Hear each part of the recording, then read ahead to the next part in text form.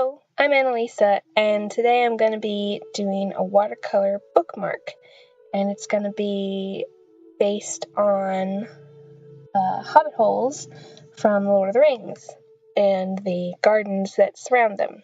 So you can see I decided to use a little trace type of a thing instead of trying to freehand a circle because circles are hard.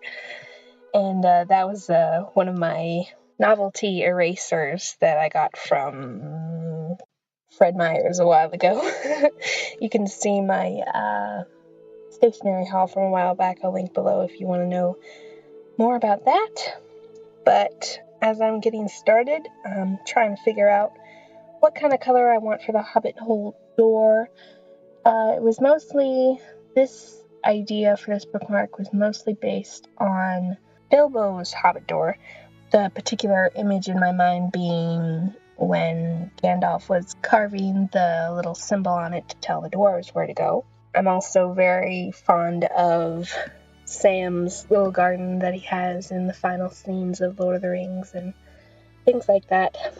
I don't know if it's common knowledge or not, or if it's common Tolkien fan knowledge, but they've actually kept the Hobbit sets from this most recent filming when they filmed The Hobbit, as opposed to when they filmed The Lord of the Rings. After they got completely finished, they took apart the Hobbit houses that they had built there and restored the natural landscape, I believe.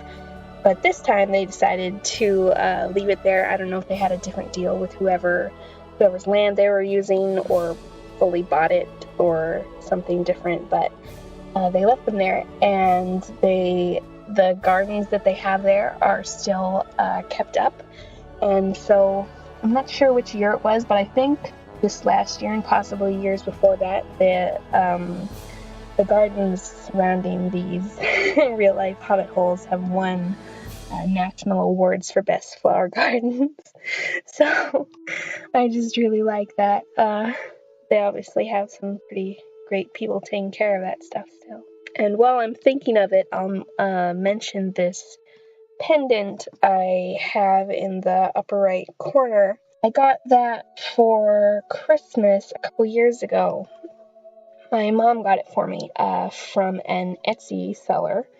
And for this video, I wanted to bring them up and tell you where I got it. But I was unable to find anyone who had this design on their Etsy shop. So I'm not sure who made it or if they're still in business. But because it's so cool, I did still want to talk about it and talk about geeky merch in general and geeky art, because that's a lot of what I do, fan art type stuff like this. This is fan art. And so below I'm going to be linking some artists that I very much admire and like that do Lord of the Rings fan art, and I've purchased various other Lord of the Rings fan art to give to my brother and my mom, and we've gotten stuff to give to my uncle because he's another Lord of the Rings fan.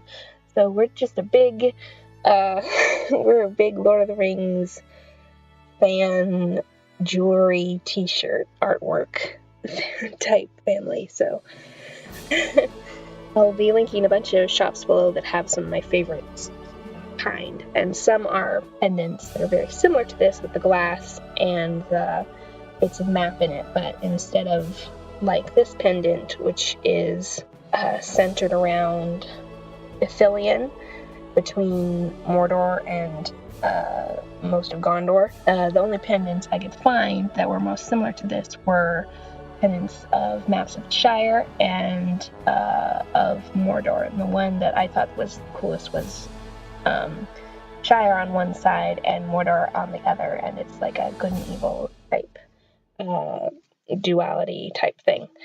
Well, I really like that, and it was very pretty. So if you really like fan art of any fandom, or have particular favorite shops where you get that kind of stuff from, I would love to know in the comments. But as for what I'm painting today, I had so much fun making this cobblestone thing. This cobblestone, it's a path. That's what it is. Another thing. I know the word. It's a path. Making this cobblestone path was really fun. I really like patterns that I can kind of fill in an area with a pattern, and I especially like if it's kind of asymmetrical. I also like symmetrical things like scales, where you're just drawing swoop, swoop, swoop. But I also really like this, where I was just making sort of squarish base shapes, but they were kind of tilted and with soft, rounded edges, and with sort of randomized colors. I really enjoyed that. In fact, I did it twice because I did a version of this in my sketchbook when I was first trying to kind of figure out the idea of what I wanted to put on this bookmark.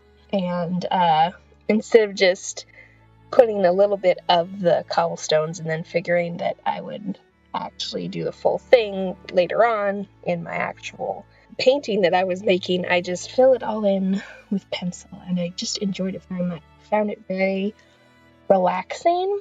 Like, a lot of people find coloring books relaxing, like the adult coloring books that have come in lately, but I don't find those relaxing at all. I actually find them fairly stressful because I feel like I have to fill in all the little bitty bits with different colors, and I feel like I need to get it with the right color. Every little piece needs to be the correct color so it looks magnificent, because it's such usually I pick pretty magnificent sort of drawings to be coloring in, so I want it to look really good colored. But that's kind of hard to do, especially coloring each tiny little bit differently, and then I don't like leaving it unfinished. It's just I just don't find it fun for some reason. But I find doing little minute things like drawing these individual cobblestones really enjoyable. So I did it both with pencil and with paint here, and I actually had more fun doing it with pencil, which I wouldn't have expected, because I really do like playing with colors, and was able to get a lot of differences between individual stones with the colors, but I think I had a little less control over shape, and also with their not being, as with pencil drawings, just two colors, either lines or not. With this, I had a hard time with the in-between spaces between the cobblestones, because with pencil you can just kind of fill it in with your imagination, but with this it was kind of like, what I probably should have done was put down over a wash like I did on both sides with the green, put a wash and then details on top, but like a brown background or something, but I didn't. I started straight off with a rock, and so there's white spaces in between instead of like whatever color would be between them, like dirt or whatever is holding them together. So that's one thing I would have done differently if I was going to do it again. And then the rest of what's mainly going on in the garden is I mostly divided up both sides into about 3 parts and put different types of flowers or garden-like things in each section. Like, as you can see on the left, I've got the daffodils up by the door, and then I've got a wheelbarrow, which I'm going to fill in with some flowers later. And then I'm going to fill in about 3 different types of harmonies on the other. And then for this fence, I really like how cute the little fences are around the Hobbit Gardens. This is a little more, I guess it's a little bit more like Bibble's garden than Sam's garden, as I'm picturing it right now. I'm not sure if I'm remembering correctly, but I think that Bibble's garden had more of a cut wood making up fence, whereas I think Sam had more found wood looking fence, which is very charming and cute, and I really like. But for this one, I decided to do the more regular, every post looking the same type of fence. And then I got to thinking, what would a hobbit have in a garden? What have I seen in the Hobbit Gardens? I've definitely seen wheelbarrows, but I don't know if I've seen vegetable gardens. They must have vegetable gardens inside. I'm sure I've seen them in at least some of the Hobbit Gardens. So I decided to put a couple rows of carrots in, just because that would add some interesting color, because most of what was going around was going to be green, and I already had plants for blue flowers other places, and I had yellow flowers with daffodils. Orange would be something different that would add a little bit of a pop, so I went with some carrot. And then I was thinking ground cover type stuff would be fun, so I just got some fairly thin blue paint going and just dotted it, and then got some white paint to dot in with it to make kind of a different just make a little contrast. And then I got some darker blue and made bigger splotches down in the lower third to kind of just make a different type of flower. I actually really like to garden myself. I have a vegetable garden that I started growing almost entirely by myself instead of it being a family thing probably 5 years ago. So I guess when I was about 15, maybe even when I was 14. My favorite thing to grow is probably pumpkins and a squash, mainly because they're much easier than some things to harvest, and also because I've had the most luck with them, and they are very low maintenance, at least in my dirt and where I live. They, for one, the last couple years I've had a compost pile, and they've been springing up out of the compost pile completely on their own without being planted, and they just prolifically, because I think every seed that went in there sprouted, because I kept turning the pile so they all had an opportunity. And so they all sprouted and I replanted them, and I was hoping they were squash because we actually get to eat those, but they turned out to be pumpkins, and they were mini pumpkins. They were very cute. I was hoping to be able to sell them, but mostly ended up with a bunch of rotten little pumpkins. They were very sweet, and I did sell some of them and gave some to my family, and we enjoyed them very much outside our own house, but there's only so many mini pumpkins you can use to decorate when they're all approximately the same size. We had a few that were more gourd-like, which I really, really enjoyed those.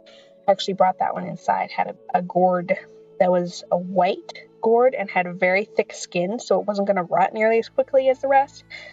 So we brought that one inside, and I really enjoyed it. But there's only so many pumpkins you can use to decorate your own house. But we used as many as we could. And then I also tend to grow carrots almost every year because my horse really likes them, and I like carrots. I like to eat carrots when they're cooked. We can use them in stews and stuff, and I really like to grow stuff I'm actually going to eat. This year I also tried to grow cauliflower and broccoli because I really like both of those things, but it turned out the broccoli just wasn't tight enough. It was very spread out, and I like how it tastes and feels much more when the buds are very small and close together and jam-packed. So I just didn't really like the taste of the broccoli like this, so I'm not planning on doing that again this year. And then the cauliflower didn't make an actual flower or sizable thing to eat until about January. And by that time, of course, it was completely rotten. So that wasn't terribly great either. So this year I'm going to return mainly to gourds, corn, and beans, which I like to rotate because that maintains the soil, as well as this compost pile I'm using, which I have a horse, so we have lots of manure for that as well. And also this year I'm going to work on trying to make natural pesticides, because that's the main thing that's keeping my stuff from being fully organic, and I would kind of like my stuff to be organic just because it would be cool. I don't have a lot of ambitions to sell stuff just because my garden is very small, but it would be cool if it could be all natural and stuff. So I'm going to work on some natural pesticides, because last year we do need pesticides, because last year I had a bunch of potato bugs. I also grew potatoes, and those came out very well, so I should do that again this year. but we had a bunch of potato bugs, and then we had bugs on the broccoli and on the pumpkins, I think. So I am going to need to get working on that. So those are my gardening plans for this year. I also help my mom a little bit with the flowers. We have roses, and we also have some flower beds, but mainly we do flowers in pots. We like to have them out in our patio because our patio is fairly big, and we mostly live in the main dining room, which looks out through a bay window onto the patio, so that way we can have flowers where we look the most. And so I've actually helped her a lot with the fairy garden we started last year, where we have a mini pine tree, which is just the cutest thing ever, and also a bunch of little fairy figurines and a little house and a little clay things I made to look like mini pumpkins and toadstools. And we like to put succulents in there because those actually, the 2 succulents we had last year survived the winter, and they're just very cute and they won't totally overgrow everything. And we're also going to probably put in some, last year we had mint, which didn't work well because it put out its little roots, and we could clip the top and around it to keep it in check that way, but it put out little roots that totally got under all the other plants, and we were like uprooting them, and that wasn't good, and strangling them. So dug all that out. I totally upturned all the earth to get it out, but still managed to save the pine tree and the succulents. But those I was able to just take out back in because I think they're still hardy. They don't mind getting included. But this year we've bought some more succulents, and we'll also be putting in, last year we had some little daisies, and we also had a really cool mossy sort of plant, so hopefully we'll get another one of those. They're just a lot of fun. I really like our little fairy garden. It's so cute. And so if you can't tell what I've been doing, on the right in those little splotchy, dark splotchy things are in the shape of little pots. I wanted to have little flower pots because just to make a little contrast. I've put flowers in the wheelbarrow, and that I had a little bit of difficulty with because the pink I got was very liquidy, so I had to put it on really thick in order to get the pigment to be there, so it kind of looks kind of messy and splotchy. And then the climbing thing I have there next to the door is roses, because I absolutely love roses. I particularly love climbing roses, so I decided to include some of those.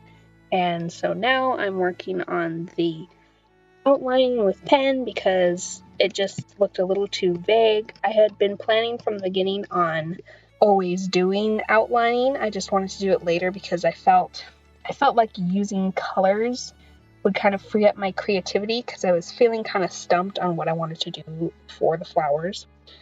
So I decided to start with watercolors and do outlining after, and I think that was good. The only part I'm not sure about is if I should have done quite so much lines on the cobblestones. I'm wondering if I should have just done a few lines every once in a while. But I kind of wanted to fill in that white space, so I wasn't really sure. But I ended up pretty happy with it. I do think that the lines added a lot as far as the door is concerned, as well as fence too. The fence I feel like needed more detail, especially on the gate part. But I also really like how watercolor paintings look that don't have any outlines and are very soft sort of, and are just determined by color and are kind of even impressionist the way they are. That's my final product. Hope you enjoy this video. Thank you for watching. I'll be back next week with a book video, back on Sunday with a random sort of video, and back in 2 weeks with another art video. See you then. Bye!